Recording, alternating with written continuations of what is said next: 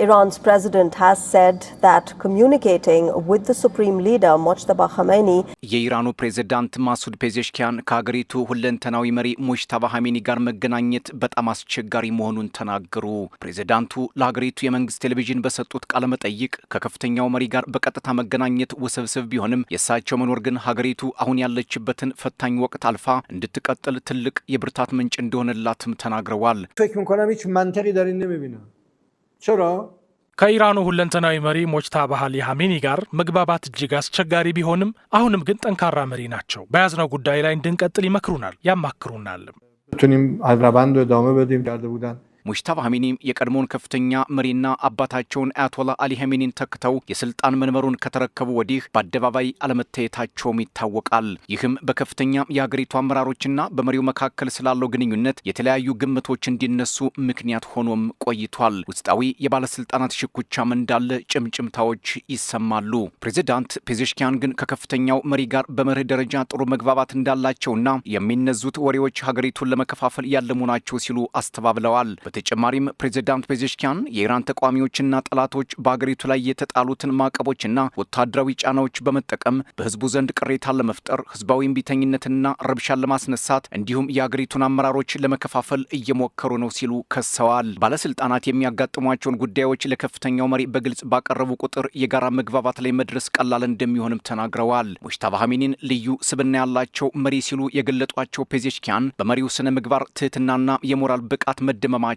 ከመናገር አልሸሸጉም። በተጨማሪም ፕሬዝዳንት ፔዜሽኪያን ሰኔ 17 ቀን 2026 በፈረንጆቹ በፕሬዝዳንት ዶናልድ ትራምፕና በሳቸው መካከል የተፈረመውን ባለ 14 ነጥብ የአሜሪካና ኢራን ስምምነት የተኩስ ማቆም፣ የባህር ከበባ ማንሳትና ወታደራዊ እርምጃዎችን የማቆም ውል አስመልክቶ ከፍተኛ መሪው አስተላልፈውታል የተባለውን መልእክት በማሳሳት በሀገሪቱ ውስጥ ልዩነት ለመፍጠር የሚሞክሩ አካላት መኖራቸውን ገልጸዋል። ነገር ግን ፔዜሽኪያን እነዚህ አሳሳች ሲሉ የጠሯቸውን ኃይሎች በግልጽ አልጠቆሙም። የኢራን ፕሬዝዳንት የሀገራቸው ተቃዋሚዎችና ጠላቶች በማዕቀብና በወታደራዊ ግጭቶች አማካኝነት ጫናቸውን በማጠናከር በህዝቡ ዘንድ ቅሬታ ለመፍጠርና ህዝባዊ ተቃውሞዎችን ለማስነሳት እየጣሩ እንደሆነም ገልጸዋል። ፕሬዝዳንቱ አሁን ያለው ወቅት ሀገሪቱ ከ1979 እስላማዊ አብዮት ወዲህ ካለፈችባቸው ጊዜያት ሁሉ እጅግ አስቸጋሪው እንደሆነም ይፋ አድርገዋል። ይህ የ1979 መፈንቅለ መንግስት በመካከለኛው ምስራቅ ፖለቲካ ላይ ጉልህ ለውጥ ማምጣቱ የሚታወስ ሲሆን ኢራን ከምዕራባውያን ጋር ያላት ገመድ የተቆረጠበት ጊዜ እንደሆነም በርካታ ሰነዶች ያመላክታሉ። በተለይ ደግሞ አሜሪካና እስራኤልን ትልቅና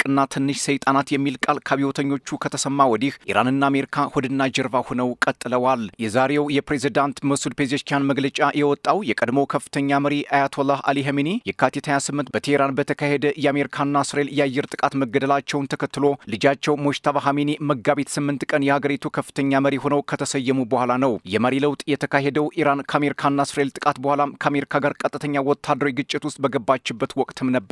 ኢራን የአሜሪካ የጦር ሰፈሮች በሚገኙባቸው የቀጠናው ሀገራትን በሚሳኤልና በድሮን በመደብደብ አጸፋዊ እርምጃ መውሰዷም የፋርስ ምድርን ውጥረት ከፍ እንዲል አድርጎታል። አሜሪካና ኢራን ባለፈው ሚያዝያ በፓኪስታን አሸማጋይነት ባካሄዱት ድርድር የተኩስ ማቆም ስምምነት ላይ የደረሱ ሲሆን ወታደራዊ ግጭቱን ለማቆምና ዘላቂ ሰላም ለማውረድ ያለም ባለ 14 ነጥብ ስምምነት ሰኔ ላይ ተፈራርመው ነበር። ሆኖም ግን ስምምነቱ ባለፈው ወር የፈረሰ ሲሆን ሁለቱም ወገኖች ለ2 ሳምንታት ያህል ጥቃት ሲለዋወጡ ቆይተዋል። ዛሬ ላይ ከኢንዲፔንደንትና ቲአርቲ ላይ የወጡ መረጃዎች እንደሚጠቁሙት ፕሬዝዳንት ማሱድ ፔዜሽኪያን ከከፍተኛው መሪ ጋር ባላቸው የጋራ አሰራርና ውሳኔ አሰጣጥ ሂደት ላይ ተደራራቢ ፈተናዎችና የፖሊሲ ልዩነቶች ግንኙነቱን ውስብስብ አድርገውታል ቢሉም ፔዜሽኪያን ግን ምንም ልዩነት የለም ሲሉ ይሞግታሉ። አንዳንድ የፖለቲካ ተንታኞች ግን የፕሬዝዳንቱ አስተያየት በሀገሪቱ ከፍተኛ የስልጣን ማዕከል ውስጥ ያለውን ውጥረትና ክፍፍል አለመግባባት የሚያሳይ ነው ይላሉ። በኢራን ፖለቲካ ውስጥ የፊት መስመር እንደሆኑ የሚነገርላቸውና የልብ ቀዱ ሐኪሙ ብሎም የቆስለኛው አያቶላህ ሙጅተባ ኻሜኒም የቅርብ አማካሪ ማሱድ ፔዜሽኪያን አሁን ላይ የሰጡት መግለጫም ከዚህ በፊት ዶናልድ ትራምፕ የኢራን ባለስልጣናት እርስ በርሳቸው አልተስማሙም የሚለውን አስተያየታቸውን አጠናክሮታል የሚሉ ተንታኞችም አልጠፉም።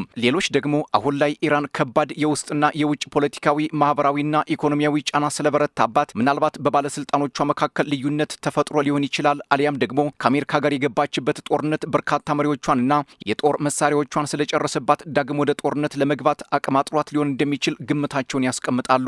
የካቲት 28 2026 አሜሪካና እስራኤል በኢራን ላይ ጦርነት መክፈታቸውን ተከትሎ በቴህራን በኢራንና በመካከለኛው ምስራቅ ቀጠና ላይ ከባድ ቀውስም ተከስቷል። ቀዳሚው በዓለም አቀፍ ደረጃ የሚታየው የኃይል እጥረትና የዋጋ ንረት በብዙ ሀገራት ኢኮኖሚ ላይ ከፍተኛ ጫና ፈጥሯል። የነዳጅና የተፈጥሮ ጋዝ ዋጋ መጨመር ከዋጋ ንረት ጋር ተያይዞ በዓለም አቀፍ የንግድና የህዝብ የኑሮ ደረጃ ላይ ፈተና እንዲደቅንም አድርጓል። በመቀጠልም ከኢኮኖሚ ባለፈ በሰው ልጅ ህይወት፣ በጤና አጠባበቅ ስርዓትና በስነ ምህዳር ላይ ከፍተኛ ጉዳትን አስከትሏል። የተከሰተው ቀውስና የጂኦፖለቲካ ውጥረት በዓለም አቀፍ የጉዞ እንቅስቃሴና በቀጠናው ሰላምና መረጋጋት ላይ ከፍተኛ መሰናክልንም ፈጥሯል።